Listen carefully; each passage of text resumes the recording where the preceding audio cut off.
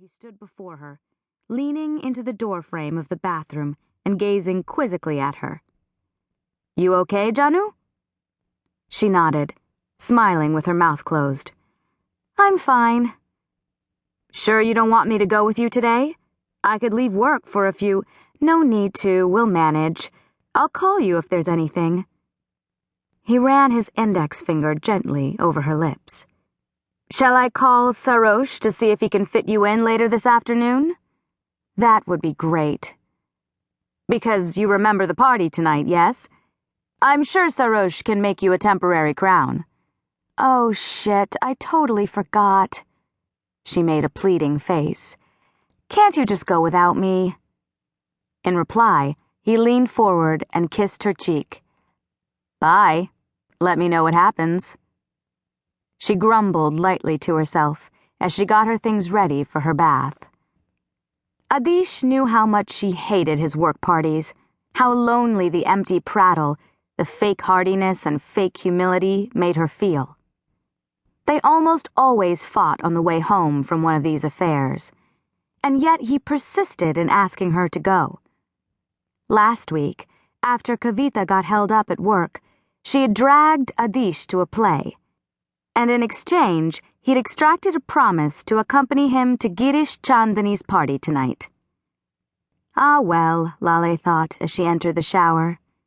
There were more important things to think about this morning. Nishta, for instance.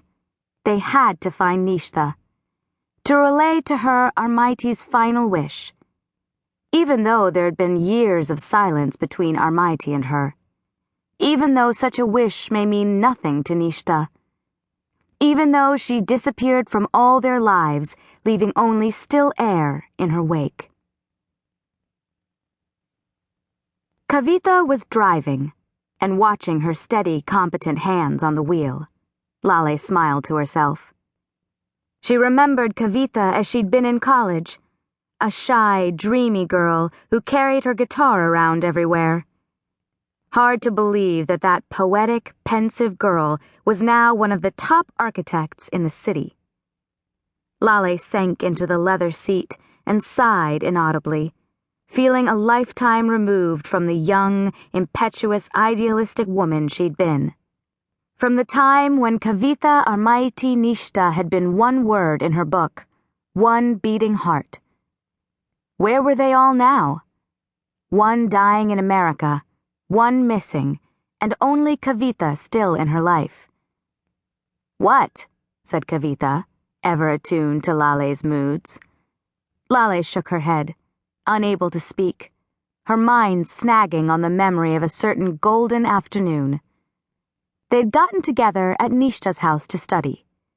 But what Laleh remembered now was the four of them lying on their backs on Nishta's bed, their knees bent at its edge, so that their feet touched the floor. Those were the days blasted on the stereo, and they sang along lustily and loudly. La la la la la la, they sang at the top of their lungs, kicking their legs in time to the music. And suddenly, Armaiti had leapt out of bed and began to dance.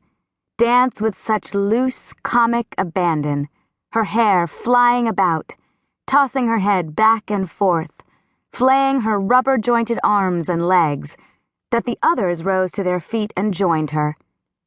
By the time the song ended, they were all laughing and sweating and exhausted.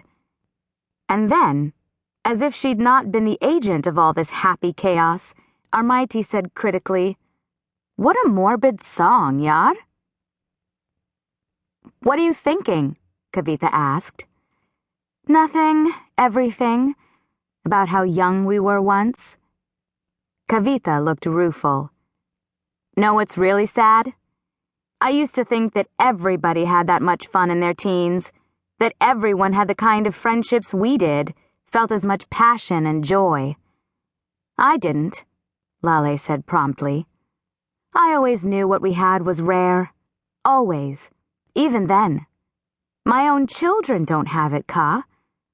They have lots of friends, don't get me wrong, but it feels superficial to me. All they talk about are iPhones and designer jeans, and they want nothing to do with politics."